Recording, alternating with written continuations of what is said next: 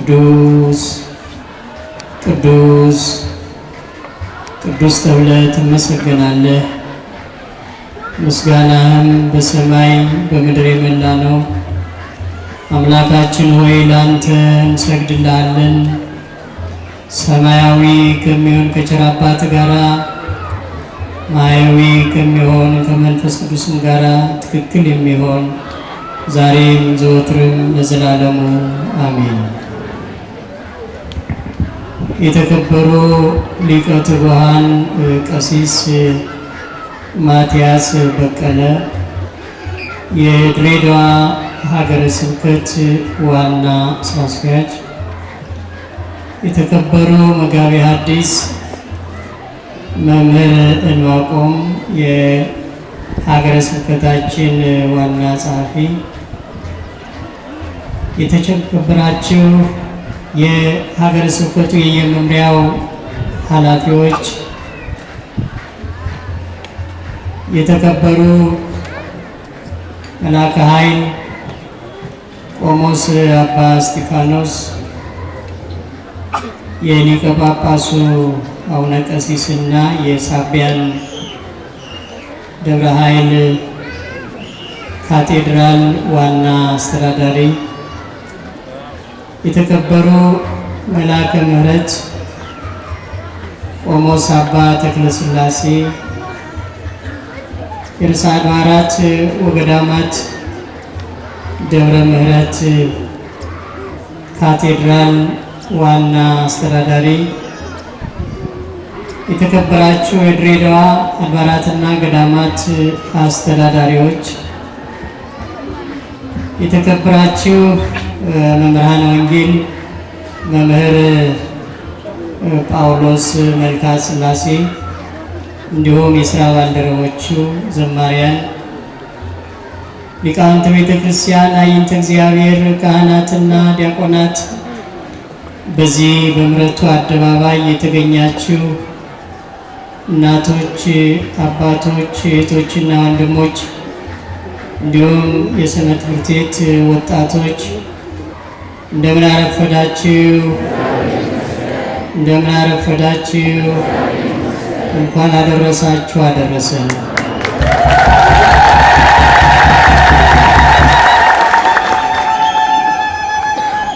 በአውደ ምሕረቱ የሚተላለፈውን መልእክት ሁሉም እንዲሰማ በበራ አካባቢ ያሉ ልጆችን ንገሯቸው። ዛሬ በዓሉ ለምን እንደሚከበር ተምረው እንዲሄዱ አውቀው እንዲሄዱ በአቅራቢያ ያላችሁ ሰዎች ለወጣቶቹ ንገሯቸው፣ በኋላ መዘመር ስለሚችሉ። አሁን ግን ከአውደ ምሕረቱ የሚተላለፈውን መልእክት እንዲሰሙ መልእክቱን አስተላልፉልን።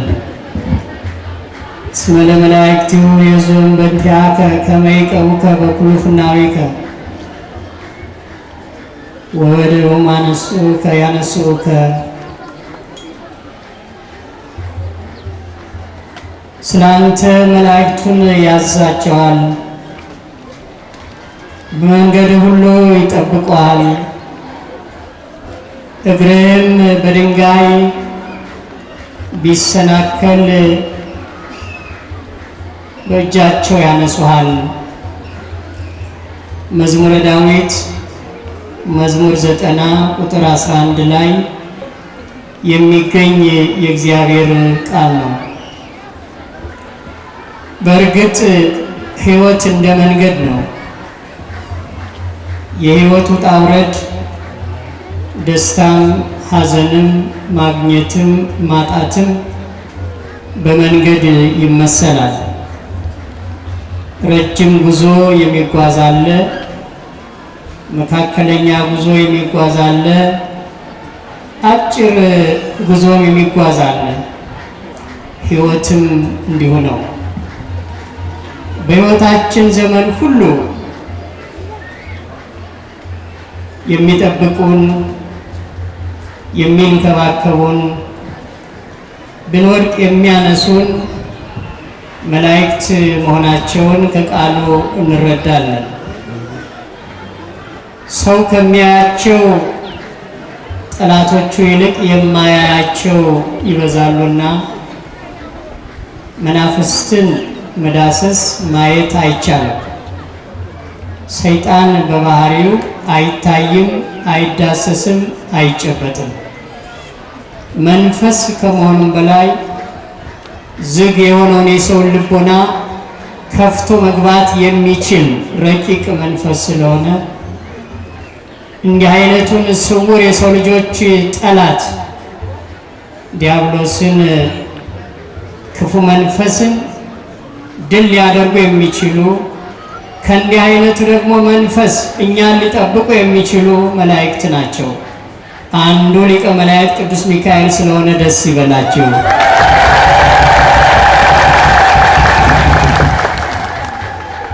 በመንገድ ሁሉ ይጠብቁሃል። ምን አይነት መንገድ? ቅድም እንደነገርኳችሁ ወደ ሞት የሚያደርስ መንገድ ይኖራል። ወደ መልካም ቦታ የሚያደርስ መንገድ ይኖራል። ወደ እግዚአብሔር የሚያደርስ መንገድ ይኖራል። ሕይወት ለዚህ ሁሉ ተጋላጭ ናት። መልካሙን መንገድ ከተከተለች ወደ እግዚአብሔር ትደርሳለች። የተሳሳተውን መንገድ ከተከተለች ደግሞ ወደ ሞት ትደርሳለች። አማራጮቹ በእጆቹ ናቸው። ሰው ምጡቅ አእምሮ ያለው ፍጡር እንደመሆኑ መጠን በጎና ክፉን የመምረጥ እድል የተሰጠው ፍጥረት ነው። ይሁን እንጂ እግዚአብሔርን የሚወዱ እግዚአብሔርን የሚያከብሩ በሕገ እግዚአብሔር ጸንተው ለሚኖሩ ደግሞ የእግዚአብሔር መልአክ በዙሪያቸው ከመስፈሩም በላይ ፊት ይመራቸዋል። ቢወድቁም ያነሳቸዋል፣ ቢደክሙም ያበረታቸዋል። ስለዚህ የመላእክት ሚና በእርግጥም የሰው ልጅ መታደግ ስለሆነ ሊቀ መላእክት ቅዱስ ሚካኤልም እነሆ ይህን ትውልድ እየታደገ እስከ ዓለም ፍጻሜም የሚመጣውን ትውልድ ሁሉ እየታደገ ይኖራል። ደስ ይበላችሁ። እግርህን በድንጋይ ቢሰናከል በእጃቸው ያነሱሃል መላእክት። ያ ማለት መሰናክል እንዳለ ፈተና እንዳለ ለዚህም ደግሞ እንቅፋት እንዳለ ይነግረናል። በእንቅፋት ሰው እንደሚወድቅ ግልጽ ነው። እንቅፋት ሲባል የድንጋይ እንቅፋት ብቻ አይደለም፣ ፈተና ድንጋይ ነው። የእንቅፋት ድንጋይ ማለት በሕይወታችን ዘመን ሁሉ የሚፈራረቅብን አንዳንዱን ከእግዚአብሔር ቤት የሚለይ የእንቅፋት ድንጋይ፣ ወደ እግዚአብሔር ቤት እግሮቻችን እንዳይገሰግሱ የእንቅፋት ድንጋይ የሆነውን ክህደት፣ ጥርጥር፣ ንፋቅ የመሳሰሉት ሁሉ ይሄ ለእምነት የእንቅፋት ድንጋዮች ናቸው። በዚህ ጊዜ አንዳንዱ በንስሐ ሲመለስ ወደ እግዚአብሔር ቤት የመድረስ እድል ይኖረዋል። በዛው ጠፍቶ ከቀረ ደግሞ የሚደርሰው ወደ ሞት ስለሆነ የመላእክት እገዛ ያስፈልጋል። የሰው ልጅ በፈተና ሲወድቅ የሚያነሱ፣ በእምነቱ የሚያጸኑ፣ የሚጠብቁ፣ መንፈሳችንን የሚያረጋጉ ትጉሃን መላእክት ያስፈልጋሉና አንዱ ሊቀ መላእክት ቅዱስ ሚካኤል ነውና ደስ ይበላችሁ።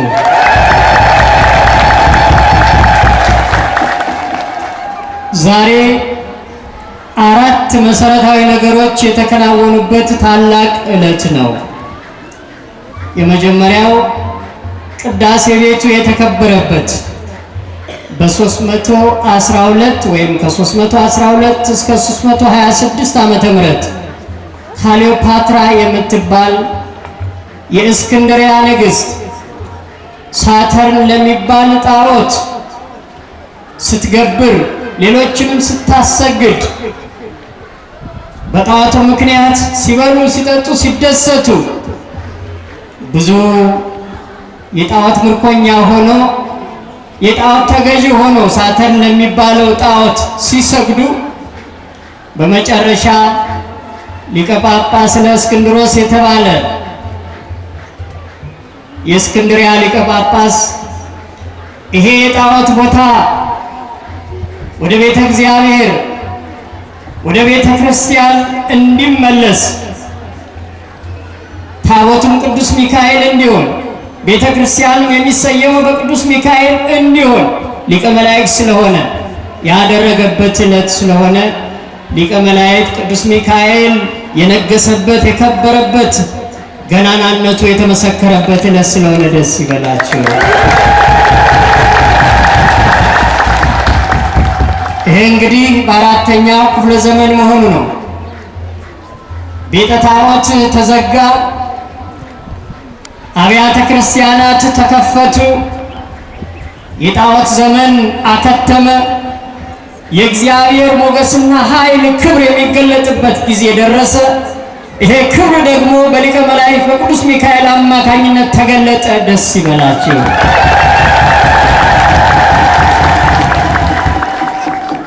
ሁለተኛው አፎሚያ የተባለች የእግዚአብሔር ወዳጅ የቅዱስ ሚካኤል ወዳጅ በየወሩ በሰኔ 12 በህዳር 12 ቀን ዝክሩን የምትዘክር እውነተኛ እናት እውነተኛ እህት እሷም በሊቀ መላእክት በቅዱስ ሚካኤል ተራዳይነት አማላጅነት የሰይጣንን ወጥመድ ሰባብራ በእምነቷ ጸንታ ይፈትናት የነበረው ሰይጣን አንዳንድ ጊዜ ብርሃን መልአክ በመምሰል አንዳንድ ጊዜ መነኩሴ በመምሰል ይፈትናት የነበረው ሊያስክዳት ከእግዚአብሔር ሊለያት የነበረውን ክፉ መንፈስ ዲያብሎስን በሊቀ መላእክት በቅዱስ ሚካኤል ተራዳይነት እርዳኝ ድረስልኝ በማለቷ ሰይጣንን ድል ያደረገችበት ዕለት ስለሆነ ደስ ይበላችሁ። መጽሐፍ ቅዱሳዊ ነው። እንደምታውቁት በራዕየ ዮሐንስ ምዕራፍ 12 ቁጥር 7 ላይ ታገኙታላችሁ። ዲያብሎስን ድል ያደረገው በሰማይ ሰልፍ በሆነ ጊዜ ዲያብሎስን ድል ያደረገ ወደ እንጠርጦስ እንዲወርድ ያደረገ ሊቀ መላእክት ቅዱስ ሚካኤል ነው ከሰራዊቱ ጋር። ደስ ይበላችሁ። ይሄ ውርስ ሁልጊዜ በዘመናችን ይኖራል። ሰይጣን የማይፈትነው የለም። ይሁን እንጂ ሊቃነ መላእክት እኛን ተግቶ ስለሚጠብቁ በእኛ ዙሪያ ስለከተሙ ክፉ መንፈስ ዲያብሎስ የሰው ልጆች ጠላት ዲያብሎስ በመላእክት እገዛ በመላእክት አማላጅነት ከኛ ይርቃሉ፣ ይወገዳሉ፣ ድል ይሆናሉ። ደስ ይበላችሁ። እግዚአብሔርን በሚያምኑ ሰዎች ዙሪያ በእርግጥም መላእክት አሉ። የመላእክትን ተራዳይነትም ማመን ይጠበቃል። ቅዱሳን መላእክት ወደኛ እንደሚላኩ ከኛም ወደ እግዚአብሔር ጸሎታችንን መስዋዕታችንን እንደሚያደርሱ ከስማቸው እንደምንረዳው መልአክ ማለት የተላከ ማለት ነው። መላእክት ማለት የተላኩ ማለት ነው። ከእግዚአብሔር ወደኛ የሚላኩ ናቸው። እግዚአብሔር መላእክቱ እንደሚያዛቸው በመዝሙር 90 ቁጥር 11 ላይ ቅድም የጠቀስኩት ጥቅስ መነሻ ነው። እስመ ለመላእክቱ ይእዜሙ በእንቲአከ መላእክቱ ስላንተ ያዛቸዋል ነው ያለው። እኛ አናውቅም። መናፍስት እኛም በዙሪያችን ሲያጠምዱን አናውቅም። እንቅፋት ለመሆን ሲያስቡ ፈተና ለመሆን ሲያስቡ አናውቅም። መናፍስት ናቸው፣ ረቂቃን ናቸው። ለማየት ብንታደል ደግሞ ከግርማቸው የተነሳ መቋቋም አንችልም። ነቢዩ ኢያሱ ቅዱስ ሚካኤልን ባየ ጊዜ ደነገጠ። እንዲህ አይነት ግርማ አላቸው። ርኩሳን መናፍስት ደግሞ ያን ያህል አስጨናቂ እንደሚሆኑ መዘንጋት የለብንም። ተግባራቸው ነው የተለየው እንጂ አፈጣጠራቸው አይለይም። ያው ነው። ስለዚህ የመላእክት አገልግሎት፣ የመላእክት እገዛ፣ የመላእክት አማላጅነት እስከ ዓለም ፍጻሜ ለሰው ልጆች ሁሉ ያስፈልጋል። ሰው ደካማ ፍጡር ነው፣ የሚያግዘው ኃይል ይፈልጋል። ለዚህ ደግሞ እግዚአብሔር መላእክቱን ወደኛ ይልካል፣ በመንገዳችን ሁሉ ይጠብቁን ዘንድ፣ የእንቅፋቱን ድንጋይ ከኛ ያርቁ ዘንድ መላእክት ወደኛ ከእግዚአብሔር ይላካል።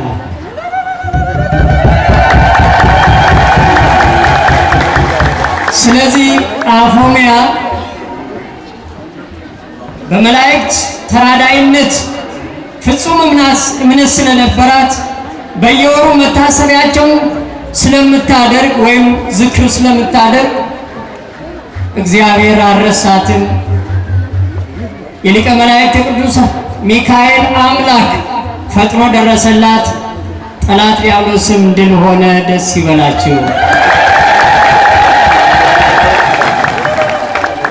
ሌላው ደግሞ ወጣቶችን የሚወክል ባህራን የተባለ ወላጆቹ እግዚአብሔርን የሚፈሩ የቅዱስ ሚካኤልን በየወሩ ዝክር የሚዘክሩ ነበሩ። አባቱ ቀድሞ ነው ያረፈው። እናቱም በምጥ ላይ ያለች የእግዚአብሔር መልአክ ቅዱስ ሚካኤል በመስኮት ጠጋ ብሎ በምጥ በጭንቀት ላይ ያለች ካረጋጋትና ከምጧም እንድትገላገል ካበረታታት በኋላ ያ የተወለደው ልጅ በጎረቤት ያለውን ባለጸጋ ሀብት እንደሚወርስ ነግሯት ከሷ ተለየን የሚለው ድርሳን። በዚህ ጊዜ ጠጋ ብሎ ያ ባለጸጋ ጎረቤት ይሰማ ስለነበር የእሱን ሀብት የሚወርሰውን ሕፃን እንዴት አድርጎ ማጥፋት እንደሚችል ሲያሰላስል የ10 ዓመት ዕድሜ በሆነው ጊዜ እናቱን ምን ብሎ ጠየቀ? አንቺ አሁን ብቻሽን ልጅሽን ማሳደግ አትችይም፣ እኔ ባለጸጋ ነኝ፣ ልጅሽን ወስጄ ላስተምረው ላሳድገው እንደ ልጆቼም ልቁጠረው ብሎ አላት። ለዚህ ካሳ የሚሆን 20 ወቄት ወርቅ እንቺ ብሎ ለችግሯ የሚሆን ገንዘብ ሰጣት ነው የሚለው። እሷም ከችግሯ መውጣቷን ነው ያየችው። በእርግጥም እሱ ክፉ ያስባል ብላ አላሰበችም። ያን ሕፃን ወስዶ በቁመቱ ልክ ሳጥን ሰርቶ ቆልፎ በባህር ላይ ጣለው ነው የሚለው። ነገ ሀብቴን ይወርሳል ብሎ ይህን ሕፃን ወይም ይህን ልጅ በቁመቱ ልክ ሳጥን ሰርቶ ቆልፎ በውሃ ላይ ጣለው፣ በባህር ላይ ጣለው። በዚህ ጊዜ እየተንሳፈፈ ወደ አንድ ሩቅ ሀገር ደረሰ። ሕፃኑም አልሞተም፣ ሳጥኑም አልሰጠመም። እደ እግዚአብሔር ስለሆነ የእግዚአብሔር እጅ ስላለበት ትረፉ ካላችሁ እንዲህ ትተርፋላችሁ፣ ዳኑ ሲለን እንዲህ እንድናለን። በመጨረሻ በግ የሚጠብቅ ሰው የሚንሳፈፈውን ሳጥን ባየ ጊዜ እንዳለ ወደ ቤቱ ወስዶ ግን ያን ሳጥን ለመክፈት ደግሞ ቁልፍ ያስፈልጋልና ሲያሰላስል እግዚአብሔር ማስተዋሉን ሰጥቶት እንደገና ወዳገኘበት ቦታ ሄዶ አሳ የሚያሰግር ሰው አግኝቶ እባክህ አሁን በመረብ ከሚያዘው አሳ ለኔ እንድሰጠኝ እጠይቅሃለሁ አለው። እግዚአብሔር ነበር ያነሳሳው። በእርግጥም ያ የተያዘው አሳ ሲከፈት ቁልፉ ከዛ ተገኘ።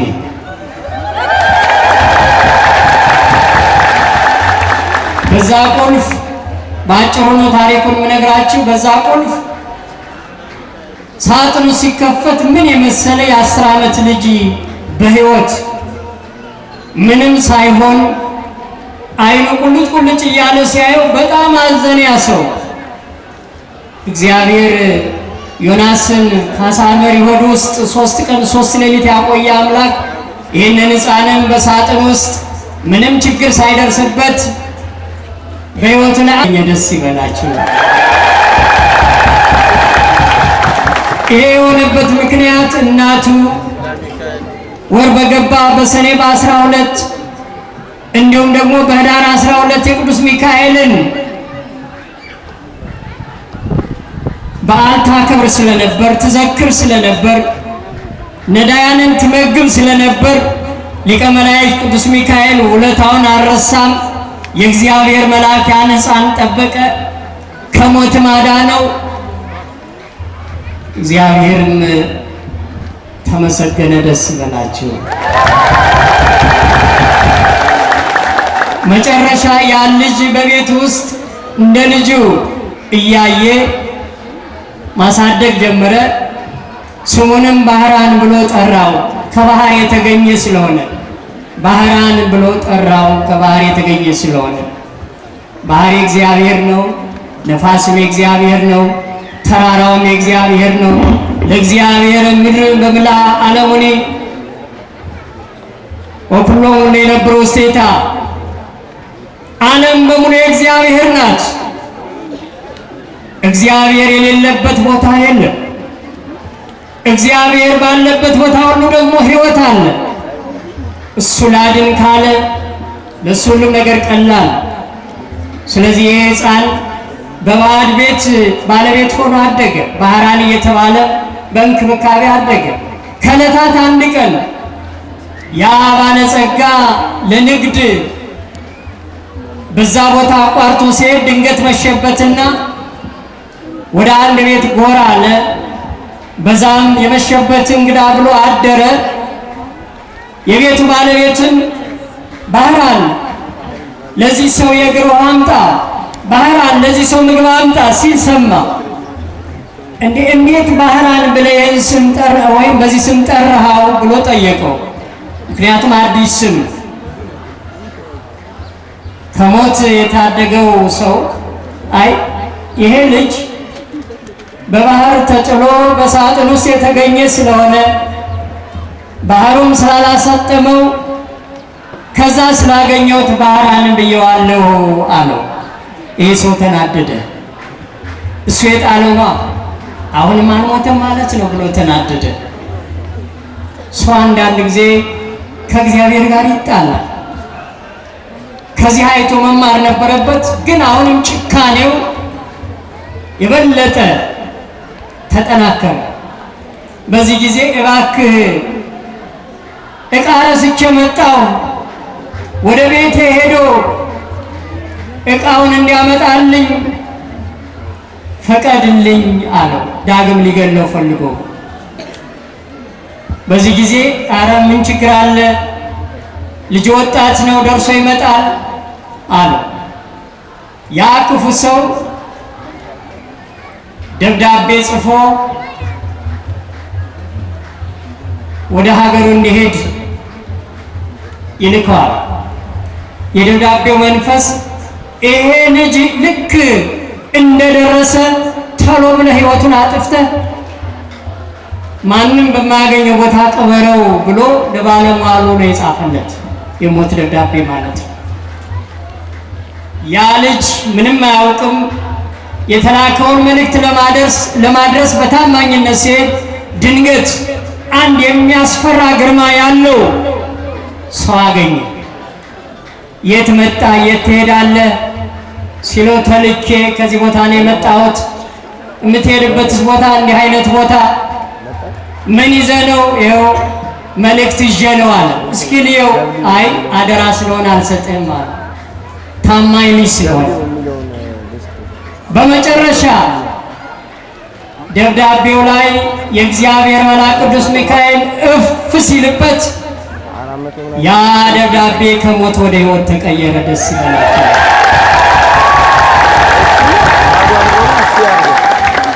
እንደደረሰ ግደለው የሚለው የዕዳ ደብዳቤ ምን ወደሚል ተቀየረ? ይሄ ልጅ እንደመጣ በቤት ውስጥ ያለውንና ከቤት ውጭ ያለውን ሁሉ ሀብት እንድታወርሰው፣ ልጄንም አጋብተህ የቤቱ ኃላፊ አድርገህ እንድታኖረው የሚል የሕይወትና የምስራች ደብዳቤ ሆነና ደስ ይበላችሁ። እንዲህ አይነቱ ነገር ሌጀንድ አይደለም፣ አፈ ታሪክ አይደለም፣ የእውነት ታሪክ ነው፣ የህይወት ታሪክ ነው። መላእክት እንዲህ አይነቱን ተግባር ይፈጽሙታል። ሰዎቹ ተረት ሊመስላቸው ይችላል፣ አይደለም። አታውቁትም እንጂ ብዙ ጊዜ ብዙ የሞት ደብዳቤዎችን ወደ ህይወት የቀየረ መልአክ መሆኑን በህይወታችሁ ታውቃላችሁ። ስለት ሲደርሳችሁ፣ ከበሽታ ስትፈወሱ፣ ለምናችሁ ስታገኙ ያ ሁሉ እኮ ያ የነበረው የችግር ደብዳቤ ወደ መልካም ነገር በሊቀ መላእክት በቅዱስ ሚካኤል አማካኝነት እግዚአብሔር ያደረገልን ስራ ስለሆነ ደስ ይበላችሁ። ከውጭ ሀገር ድረስ የሚላኩ መልእክቶች እኮ ይሄ ጥበብ እግዚአብሔር እኮ ነው፣ ስለማይገባ ነው። መንፈሱ ነው የሚለያየው እንጂ በየዕለቱ የሰው ልጅ ብዙ የሞት ደብዳቤዎች አሉት። የማያውቃቸው ስውር የሆኑ በሰይጣን በክፉ መንፈስ በጤናችን ዙሪያ፣ በሀብታችን ዙሪያ፣ በኑሯችን ዙሪያ በመሳሰሉት በአጠቃላይ የሚፈራረቁብን ብዙ ነገሮች አሉ። የእግዚአብሔር መልአክ ቅዱስ ሚካኤል በዙሪያችን ስላለ እሱን በተማጸን ጊዜ ሊቀ መላእክት ቅዱስ ገብርኤል እንደ ባህራን ያን ክፉ የህይወት ደብዳቤ ወደ ህይወት ይለውጠዋልና ደስ ይበላቸው። ሶስተኛው ቅዱስ ላሊበላ ያረፈበት ዕለት ነው። በ1101 እስከ 1197 ዓመተ ምህረት የነበረው ታላቁ ኢትዮጵያዊ ቅዱስ ላሊበላ በመላእክት እገዛ በዓለም ድንቅ የሆነውን ውቅር አብያተ ክርስቲያናት ያነጸ ጠቅላላ የህንፃውን ዝርዝር ጉዳይ ከእግዚአብሔር ነው ያገኘው። እንዴት ማነጽ እንዳለበት አንድ ስንዝር ሰርቶ እንደሆነ 10 ስንዝር መላእክት ያገዙት አድጎለት ያድር ነበርና የመላእክት እገዛ ያልተለየው ኢትዮጵያዊው ታላቁ ጻድቅ ቅዱስ ላሊበላ ያን ሁሉ ውቅር አብያተ ክርስቲያናት ሲሰራ አንድም አልተዛባም። አርኪቴክቸሩ የህንፃው ዲዛይን ወይም የውቅር አብያተ ክርስቲያኑ ዲዛይን አንድም አልተዛባም። ይሄ ሆነው በ1101 የተወለደው በታኅሳስ 29 ማለት ነው እስከ 1197 ዓመተ ምህረት የኖረው ኢትዮጵያዊ ታላቁ ጻድቅ ዛሬ ዓለምን የሚያስደንቅ ኢትዮጵያን አንቱ ያሰኛት ተአምረኛ ውቅር አብያተ ክርስቲያናት ዓለም ሁሉ እሱን ለማየት የሚመጣው የመላእክት እገዛ የቅዱስ ሚካኤል እገዛ ያልተለየው በመሆኑ ነው። ደስ ይበላቸው። የሰው ስራ ያልሆነ መሆኑን የምታዩት የሰው ስራ ያልሆነ ስል በእግዚአብሔር እገዛ በመላእክት እገዛ ጻድቁ ንጉሥ የሰራው መሆኑ ይታወቃል። ግን የህንፃ ዲዛይኑ በሰው እውቀት የማይሰራ መሆኑን የምታውቁት ቤት ሲሰራ ከመሰረት ይጀምራል፣ ወደ ላይ ወደ ጣራ ይወጣል። የቅዱስ ላሊበላ ግን አይታችሁ እንደሆነ ከሰው እድገት ጋር ተመሳሳይ ነው። ሰው ማደግ የሚጀምረው ብሬን ላይ ነው፣ አይምሮ ላይ ነው ሰው ማደግ የሚጀምረው። እጅ፣ እግር የመሳሰሉት አካላት ግን ዘግይተው የሚመጡ ናቸው። ማለትም ከራስ ወደ እግር ነው የሰው ልጅ እያደገ የሚመጣው። አይኑ ብሬኑ ላይ ነው መጀመሪያ የሚያድገው። ልክ ቅዱስ ላሊበላ ሰማያዊ ጥበብ መሆኑን የምታዩት የጀመረው ጣራ ላይ ነው። ከጣራ ወደ ታች ወደ መሰረት ነው ህንፃውን የሰራው። ይሄ እግዚአብሔር ስራ ያላያችሁ ሂዳችሁ ብታዩ ምን ያህል በረከት እንደሆነ ልትረዱ ትችላላችሁ። ይሄን እገዛ መላእክት አድርገዋል። የመላእክት ሀገር ናት ኢትዮጵያ። ኢትዮጵያ ሀገራችን በተለያዩ የሀገራችን ክፍሎች የተሰሩ ድንቅ ስራዎችን ስናይ እግዚአብሔር ያልተለያት የመላእክት ከተማ ናት። ደስ ይበላችሁ። ይሄን የመሰለ ታሪክ ያለው ህዝብ ነው። እዚህ ያለን ሁላችንም እንዲህ አይነት ድንቅ የሆነ ታሪክ ያለን ህዝቦች ነን። የቅዱስ ላሊበላ ስራ እስከ 23 የሚደርሱ ናቸው ውቅር አብያተ ክርስቲያናት። ለጊዜው ሮሃ አካባቢ ያሉት ግን 11 ነው። በሌላ ቦታዎችም ሌላ ተጨማሪ አለ፣ ወደ 23 ይደርሳል። የነ አክሱምን ጥበብ የነ አብርሃ አጽብሃን ጥበብ ስናይ እንደገና በመካከለኛው ዘመን የነ ፋሲለደስ ወደዚህ ወደ ሐረር ደግሞ የሐረር ጀጎል ታሪክ ነው። ወደ ጅማ ደግሞ የአባ ጅፋር።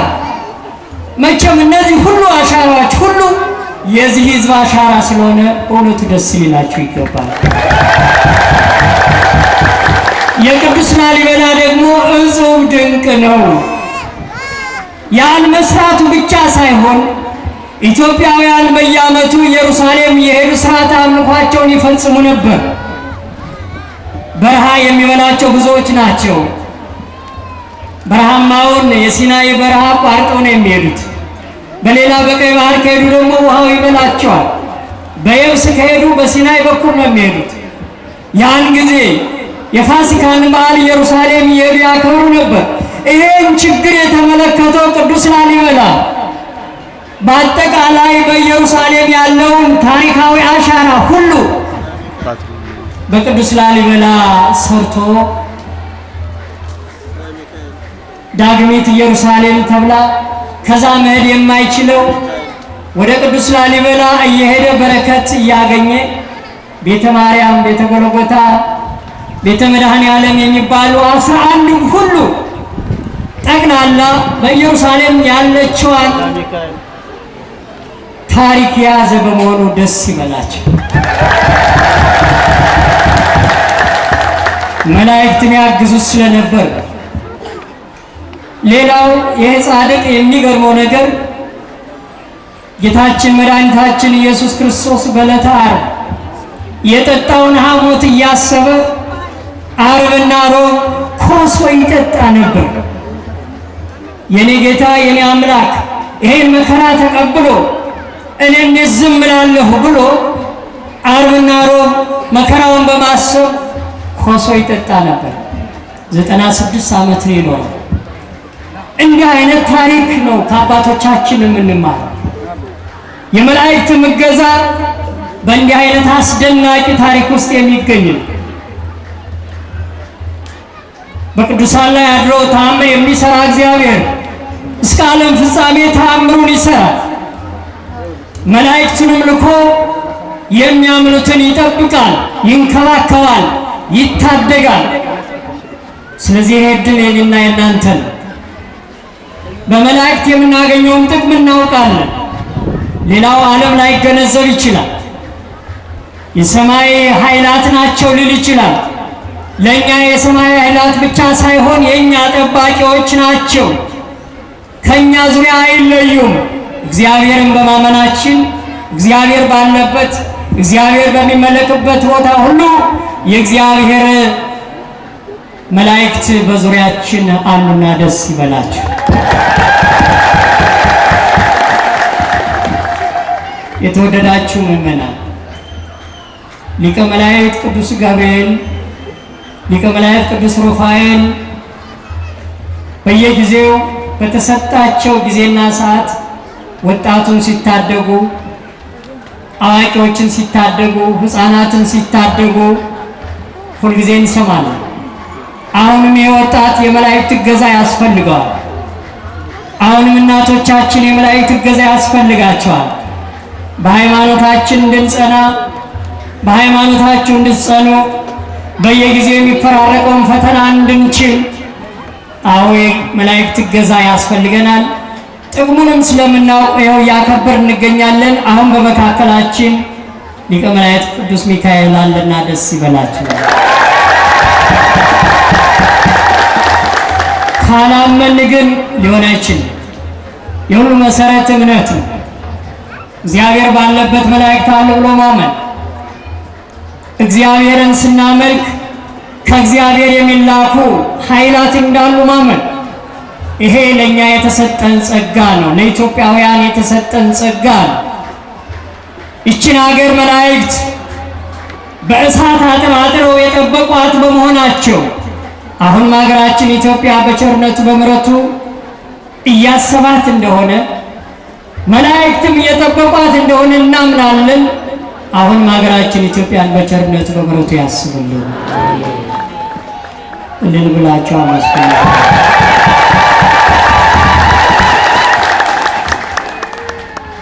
ሌላው ቅዱስ ሲኖዶስ ስለ ሀገር መጸለይ እንዳለብን፣ ስለ ሀገር መጾም እንዳለብን ከሰኔ 14 ጀምሮ እስከ ሐምሌ 5 ድረስ ለሀገራችን ለሕዝባችን መጸለይ እንዳለብን መልእክት አስተላልፈዋል። ስለዚህ ከፊታችን ሰኞ ጀምሮ እስከ ሐምሌ 5 ስለ ሀገር መጸለይ፣ ስለ ሕዝባችን መጸለይ ይገባል። ቸል ማለት አይገባም። ይህን የምናከናውነው በፍቅር ስንሆን፣ ፍቅር ያስፈልጋል። እግዚአብሔር የሚሰማን ጸሎታችንን በፍቅር ስንጸልይ፣ ሰላም በመካከላችን ሲኖር፣ ሰላም እግዚአብሔር ዘላቂ ሰላም፣ እንከን የለሽ የእግዚአብሔር ሰላም፣ ትክክል ሰላም በሕይወታችን ሲኖር በእርግጥም እግዚአብሔር ይሰማናል። ካሁን በፊትም ሰምቶናል፣ አሁንም እየሰማን ነው፣ ለወደፊትም ይሰማናል። ይህች ሀገር የእግዚአብሔር ሀገር ናት። የኢትዮጵያ እጅ አሁንም አልታጠፈም፣ እንደተዘረጋ ነው። ያ ማለት እናንተ እየጸለያችሁ ነው፣ እየጸለይን ነው። ስለዚህ እግዚአብሔር ምሕረትን ቸርነትን ያደርግልናል። በዚህ ደግሞ ፍጹም እምነታችን ስለሆነ በጸሎት እንድንተጋ ቅዱስ ሲኖዶስ መልእክቱን አስተላልፏል። እንግዲህ እናንተም ጾሙ እንዳለ ሆኖ ጸሎቱ ተጨምሮበት የሰርክም ምህላም ከወንጌል በኋላ እንዲደረግ በዚሁ አጋጣሚ መልእክቴን እያስተላለፍ ቀሪው ትምህርት በሰርክ ጉባኤ ድንቅ የሆኑ መምህራን ስለመጡ እነ መምህር ጳውሎስ ዘማሪያንም ስላሉ ማታ እንድትሳተፉ አደራ እያልኩ ዛሬ የምናከብረው የሊቀ መላእክት የቅዱስ ሚካኤል በዓል ዘርፈ ብዙ መሆኑን እንድናውቀው እንድንረዳው ነው። አራት ያሉን የጠቀስኩላችሁ የባህራን እለእስክንድሮስ እንትን ያለው የቅዱስ ላሊበላ የአፎሚያ እነዚህ በዛሬው ዕለት የተከናወኑ ክስተቶች ናቸው።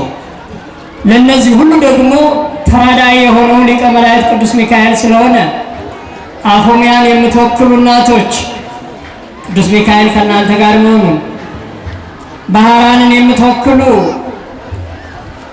ወጣቶች ሊቀ መላእክት ቅዱስ ሚካኤል ከእናንተ ጋር እንደሆነ፣ እለእስክንድሮስን የምንወክል ሊቀ መላእክት ከኛ ጋር እንደሆነ፣ ቅዱስ ላሊበላ የረዳ መልአክ ዛሬም አባቶቻችንን እናቶቻችንን የሀገር መሪዎችንም በአጠቃላይ የሚራዳ መልአክ ቅዱስ ሚካኤል እንደሆነ የተማርንበት ዕለት ስለሆነ እግዚአብሔር ጸጋውን በረከቱን ያብዛልን። ከሊቀ መላእክት ከቅዱስ ሚካኤል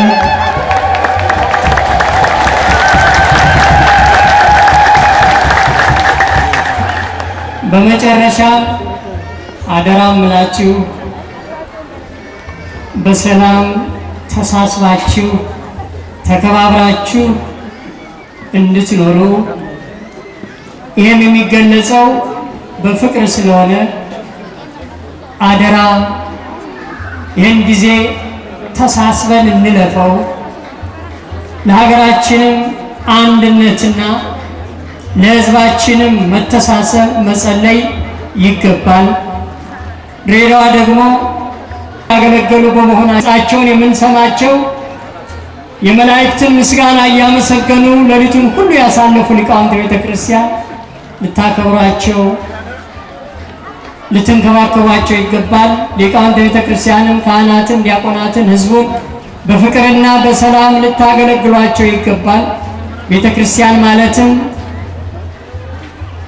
የሊቃውንቱ የምእመናንና የምእመናት የወጣቶች ህብረት ስለሆነ ወጣቶችም ሥርዓተ ቤተ ክርስቲያንን ተከትላችሁ ሕገ ቤተ ክርስቲያንን ተከትላችሁ የቤተ ክርስቲያንን አጠቃላይ ትውፊት ዶግማ ቀኖና ተከትላችሁ እንድትሄዱ መምህራንም በሚገባ ወጣቶችን መንገድን እንድታሳዩአቸው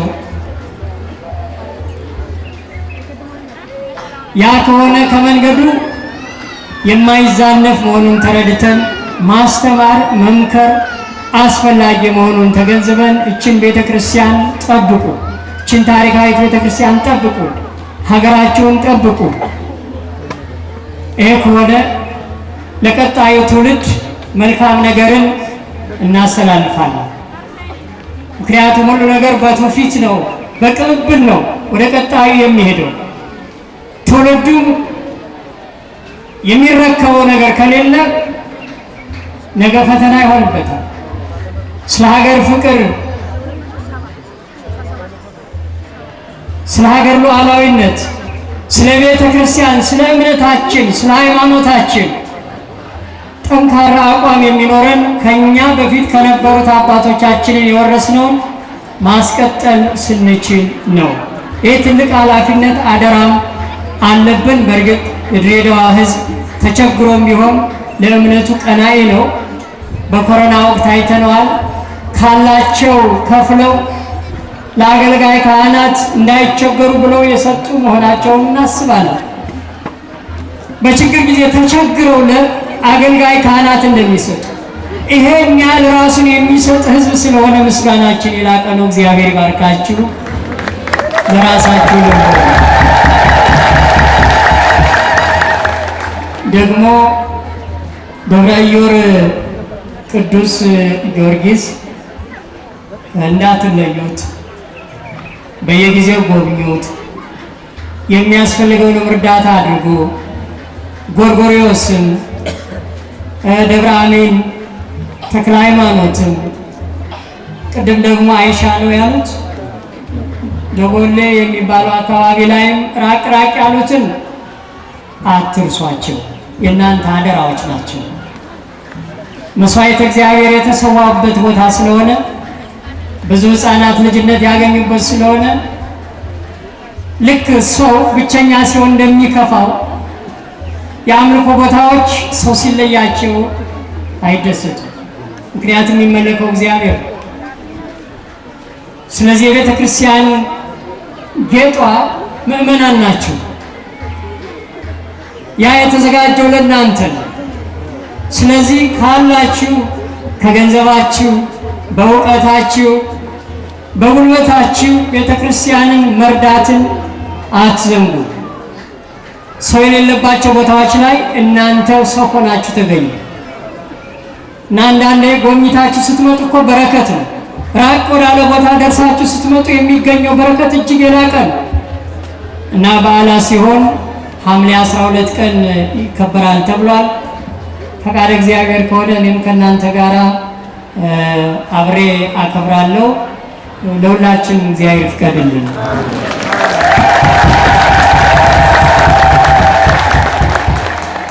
እግዚአብሔር ይባርካችሁ፣ ጸጋውን በረከቱን ያብዛላችሁ።